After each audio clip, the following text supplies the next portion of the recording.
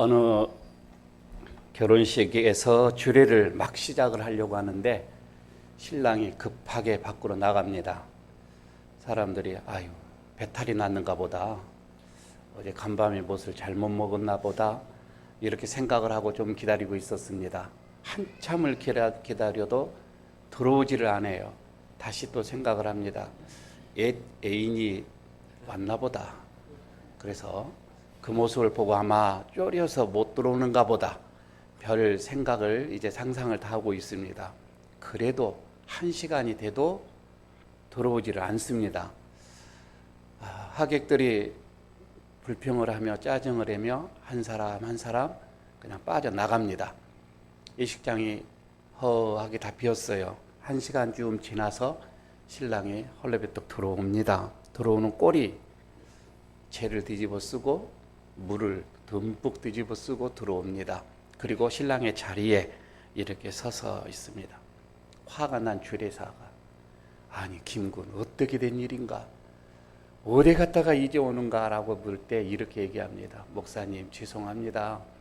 제가 제 업이 소방관인데 갑자기 사이렌 소리가 들려서 그만 결혼식이라는 것을 까먹고 본업에 그냥 우리는 사이렌 소리만 들리면 자동적으로 몸이 그렇게 반응을 합니다. 그래서 불 끄고 왔습니다. 용서해 주십시오. 그래도 여보게 자네는 오늘 휴가를 냈지 않았는가? 그리고 자네를 대신해서 근무한 사람도 있지 않는가? 맞습니다.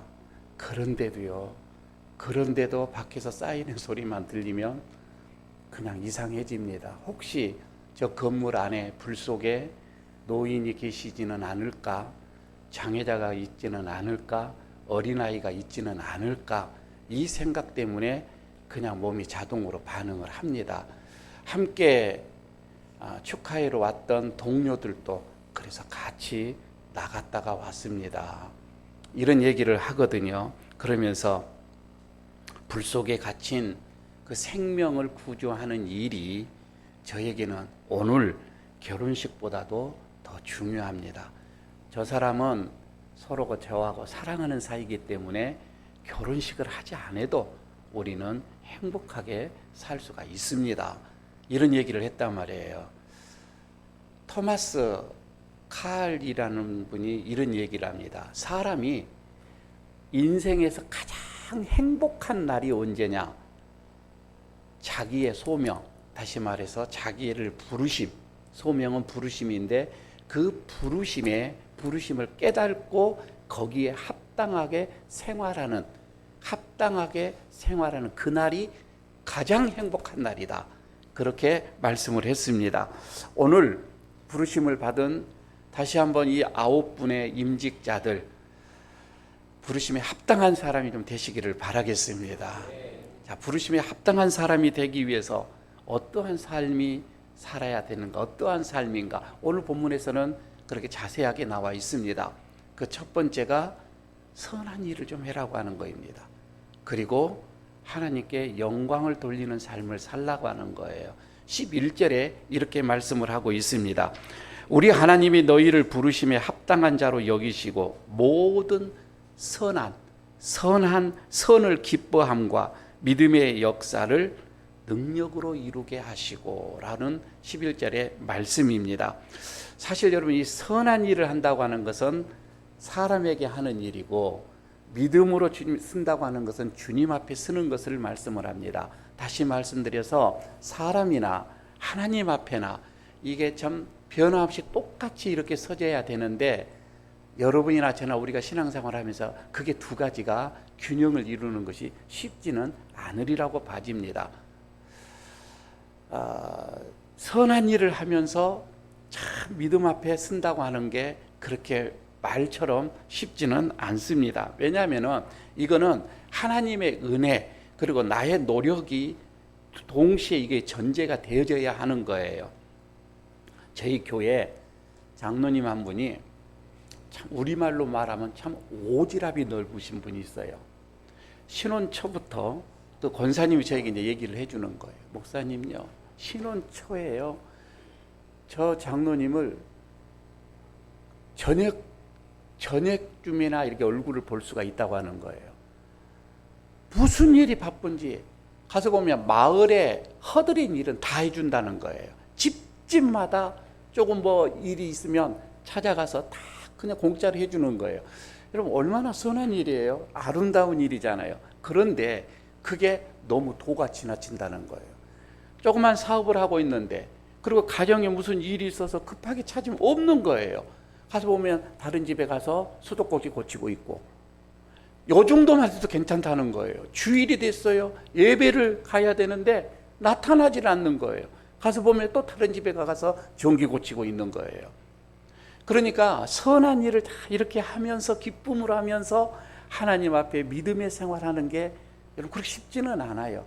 성경을 보면서 묵상을 한다든지 기도 생활을 한다든지 전도 생활을 한다든지 어떻게 보면 내 안에서 주의 일을 열심히 하는 거 이게 만만치가 않습니다. 그래서 주님이 원하시는 직분자, 주님이 원하시는 성도는 뭐냐면 믿음으로 주님 앞에 서지만은 또 사람 앞에서도 서는 선한 일을 하면서 이게 잘 조화가 이루어지는 신앙인을 원한다 이 말이에요. 한쪽으로 너무 그냥 교회 안에서만 여기 안에서만 살려고 하는 분이 있어요. 밖에 나가서는 전혀 또 이게 믿음의 삶이 되지 않는 분들이 많이 있죠. 교회 안에서는 할렐루야 하면서 천사 같은데 밖에 나가서는 자기 직원들을 그냥 쥐어잡습니다. 직분자들 교회 안에서 얼마나 여러분 우리가 신실하게 봉사합니까? 그러나 가정에서도 좀 그렇게 하시라는 거예요. 밖에서도 그렇게 좀 하시라는 거예요. 똑같이 하는 거예요. 그런데 그게 사람의 힘으로 안 돼요. 그렇게 두 가지를 다 하는 게 쉽지가 않아요. 그래서 오늘 본문의 11절이 뭐라고 나오냐면 능력으로 나옵니다. 우리의 힘이 아닌, 나의 힘이 아닌 하나님의 능력으로, 하나님의 능력이 임해야만이 이게 가능하다 이 말이에요. 그래서 우리는 하나님의 은혜를 사모합니다. 하나님께서 은혜를 주셔야 합니다. 그래야 내가 하나님 앞에 설 수 있고 사람들 앞에서도 믿음의 사람으로 또 보여줄 수가 있는 거예요. 우리 임직자들 하나님 앞에 기도하십시오. 하나님의 은혜를 사모하십시오. 하나님의 능력을 끊임없이 간구하십시오. 하나님의 능력이 임해야만이 이 직임을 감당할 수가 있습니다. 하나님 앞에, 사람 앞에 부끄럽지 않는 모습으로 설 수가 있습니다. 그래서 지금부터라도 열심히 하나님의 은혜를, 능력을 구하시기를 바라겠습니다. 두 번째는 이 부르심에 합당한 삶이라는 것은 다른 게 아니라 그리스도의 영화로움을 위해서 사는 거예요. 내 삶이 주의 영광이 나타나야 한다는 것입니다. 오늘 12절에 그렇게 말씀을 하고 있습니다. 우리 주 예수의 이름이 너희 가운데서 영광을 받으시려고, 영광을 받는다는 거예요. 주님은 그런 걸 원하시는 거예요. 하나님이 여러분을 부르신 목적이 뭐예요? 하나님 영광 받기 위함이에요. 죄인된 우리를 부르시고 천국 백성 삼으시고 또한 자녀 삼으시고 제자 삼으시고 우리에게 이렇게 그리스도인이라고 하는 이름까지도 계명해 주신 그 이유가 뭐예요? 영광 받으시기 위함이에요. 하나님은 다른 게 아니에요. 우리에게 영광 받으시기 위해서 지명하셔서 직분 주셨다 이 말이에요. 결코 내 자신이 드러내서는 안 될 거예요. 내 삶이 모두가 다 하나님의 그리스도의 영광이 나타나줘야 할 것이라. 여러분 그리스도인이라고 하는 이 말씀 말이에요. 우리는 다 그리스도인이라고 하죠. 그런데 이게 처음에 불려지게 되는 그 유래가 있는 거예요. 그리스도인이라고 하는 것은 헬라어로 크리스티나우스라고 하는데 이거는 그리스도의 것 이런 뜻이거든요. 이게 사도행전 11장에 나옵니다. 안디옥 교회에서부터 시작이 되어진 거이죠. 저 다소에 있는 바울이죠. 사울을 바나바가 가서 직접 모시고 옵니다. 그리고 안디옥에서 사역을 1년간 합니다. 얼마나 열심히 했는지 그때 많은 그리스도인들 다시 예수의 제자가 생겨나는 거입니다. 그때부터 희한하게 그리스도인이라는 별칭이 붙여지게 되어진 거예요. 그럼 그 전에는 뭐였느냐? 이 예수 믿는 사람들이 모였을 때 그냥 나사렛인이라고 했었어요. 그리고 갈라디아 저쪽에 있는 저 우지방, 그러니까 이스라엘의 이런 나라를 이렇게 보게 되면 이쪽에 유대가 있고 사마리아가 있고 갈라디아 저쪽에 있는 그쪽에 어떤 사람들이 많이 모인, 처음에 그렇게 시작이 됐던 거잖아요. 그래서 나사렛인이다 이렇게 그냥 붙여졌던 이름들이에요. 그런데 그런 갈릴리 호수에 있는 그 사람들이 모여가지고 저는 갈릴리인이야 이랬던 게 그리스도인이라고 딱 바꿔줬단 말이에요. 그 이유가 뭐였느냐면 평소에 이 사람들이 모든 삶이 이거는 그리스도의 것입니다. 그리스도의 것입니다. 이렇게 그들이 살았다 이 말이에요. 그리스도의 것, 그리스도인, 그래서 그렇게 붙여진 거인데, 모든 언행, 모든 심사가 주님의 것입니다 라는 삶을 살아야 한다 이 말이에요. 우리 그리스도인들이 그렇게 살아야 돼요. 오늘 부르심을 받은 9분의 우리 임직자들, 그리스도의 것입니다. 나의 모든 삶은 그리스도의 것입니다. 이런 고백, 이런 어떤 마음의 준비가 돼 있어야 한다는 것이지요. 자, 그렇게 되면 나는 그리스도인입니다. 나는 내 모든 삶은 그리스도의 것입니다 라고 고백을 하게 된다면은 하나님이 영광을 받으시는데, 구체적으로 몇 가지만 말씀드리면, 첫 번째가 예배에 대한, 예배는 하나님께 드려지는 거이잖아요. 예배에 대한 예배자로서의 그 열정이 있어야 되는 거예요. 어떠한 상황 속에서도 나는 하나님 앞에 예배자로 쓴다, 이런 열정 말입니다. 이럴 때 비로소 하나님께서, 우리 그리스도께서는 영광을 받으시겠지요. 모든 삶은 여러분, 우리는 우선순위가 있는 거예요. 첫 번째가 나는 예배자다. 그런데 여러분, 예배가 주일날 교회에서만이 아니잖아요. 내 모든 삶이 예배예요. 그런 예배자의 삶을 살아야 한다 이 말이죠. 이거는 하나님 앞에 그래서 영광이에요. 하나님 앞에 믿음으로 쓰는 거예요. 그러나 두 번째는 보게 되면 내 삶의 자리에서, 내 삶이 어떠한 자리든지 간에 그게 높음과 낮음과 깊음과 넓음의 관계가 없어요. 내 몸이 병들었던 건강하던, 내 지금 이 사회에서 있던 없던, 이건 관계가 없어요. 내 지금 현재 이 삶의 자리에서 그리스도라고 하는 그 영광이 드러나야 되는 거예요. 내 삶이 말입니다. 내 삶이 주님을 드러내고자 하는 그런 믿음의 행위, 여러분 이럴 때에 주님께서 영광을 받으신다고 하는 거예요. 이거는 사람들 앞에 선함이 있지요. 그런데 또 하나를 생각을 해봅니다. 내 자신에게도 마찬가지예요. 여러분, 우리가 하나님의 은혜를 누렸어요. 때로는 이렇게 직임을 받고 하나님 앞에 한량없는 사랑을 내가 경험을 하는 거예요. 내가 느끼는 거예요. 나 같은 자를 사랑하신. 어쩔 때는 이게 내 속에서 이 사랑이 느껴질 때에 그냥 느낌으로만 끝나는 것이 아니라 그 느낌을 감사로 나오는 거예요. 찬양으로 나오는 거예요. 이게 증거로 나오는 거예요. 사람들 앞에 보여지는 거예요. 하나님으로부터 받은 것을 내 안에서만 그냥 사장시키는 것이 아니라 그대로 그 은혜가 내 삶 속에서 나오는 거예요. 그래서 주시는 그 은혜에 찬양하며 간증하며 살아가는, 여러분 내 자신에게 대한 어떻게 보면 이 모습이 하나님 앞에 또 영광이 되어지는 거예요.